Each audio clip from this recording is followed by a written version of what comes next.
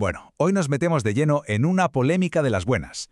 Vamos a desgranar pieza por pieza los argumentos de una fuente que presenta una idea muy radical sobre el Islam. Ojo, aquí no estamos para juzgar, ¿eh? Lo que queremos es entender cómo está construido su razonamiento. Y todo arranca con una frase que es una auténtica bomba. Pues aquí lo tenemos. Este es el punto de partida, la tesis central. Al decir que el Islam no es una religión, sino el anticristo, bueno, queda claro que no está buscando un debate amistoso, para nada. Lo que busca es cambiar las reglas del juego por completo. Es una redefinición total que sienta las bases para todo lo que viene después. Y es importante entender esto. Su argumento se va a mover desde el principio hasta el final dentro del marco de la teología cristiana. Solo desde ahí. Entonces, ¿cuál es el argumento central? Pues básicamente que el Islam no es simplemente otra fe. No. Según esta fuente, es una fuerza enemiga, un movimiento sociopolítico que llega a calificar de diabólico. Y lo interesante es cómo lo construye. No dice, esto es lo que yo opino, no. Intenta proteger todo su argumento usando la autoridad de la propia escritura cristiana. Busca que no parezca una opinión, sino una conclusión bíblica. Y aquí vemos la base bíblica que utiliza, es un combo de dos partes. Primero, tira de la advertencia de Jesús en el Evangelio de Mateo, esa que habla de que vendrán falsos profetas. Y luego, ¡zas!, la conecta con la primera carta de Juan, que define al anticristo como aquel que niega que Jesús es el Cristo. Al juntar estas dos ideas, crea una especie de silogismo teológico. El resultado, desde su punto de vista, claro, es que el Islam encaja perfectamente con esa figura del anticristo que se profetizaba. Vale, una vez que ha puesto esa base teológica, ¿cuál es el siguiente paso? Pues irse directamente al texto sagrado del Islam, al Corán. Su objetivo es muy claro, intentar demostrar que el propio libro contiene mandatos que siempre, según su interpretación, son violentos por naturaleza y buscan la expansión. Fijaos en la interpretación que da. Lo que él entiende de este principio es que se trata de una conquista para siempre, una conquista perpetua. Y para que se entienda mejor, pone un ejemplo que aquí conocemos bien, Al-Ándalus. Lo que sugiere es que siguiendo esta doctrina, cualquier lugar que una vez fue musulmán, como el sur de España, sigue siendo, a día de hoy, una reclamación pendiente para el Islam, para siempre. Y aquí es donde saca lo que él considera la prueba definitiva, la prueba irrefutable. Este versículo, para él, no tiene dobleces. Es una orden literal de violencia contra los infieles.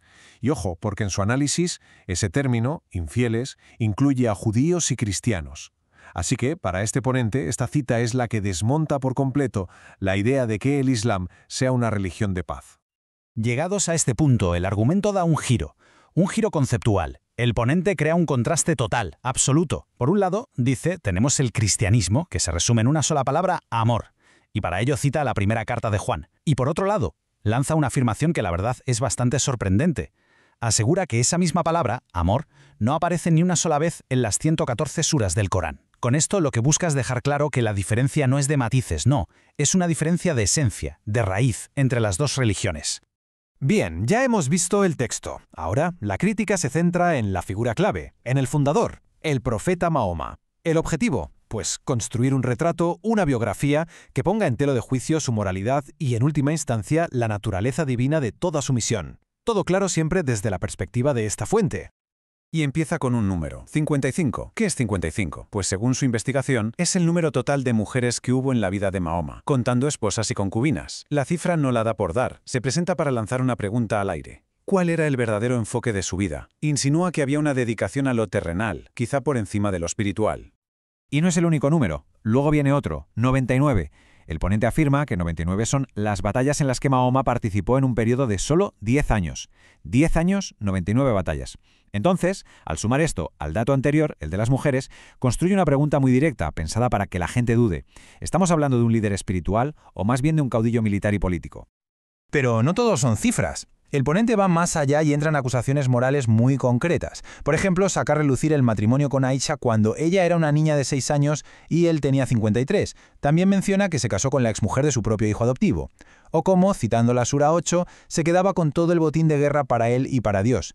Cada uno de estos puntos está elegido a propósito, claro, para dibujar un retrato del profeta que resulte, moralmente muy cuestionable. Y con todo esto sobre la mesa, llegamos al tercer gran pilar de su argumento, el choque frontal de doctrinas. La idea aquí es que no estamos hablando de pequeñas diferencias, de matices teológicos, que va.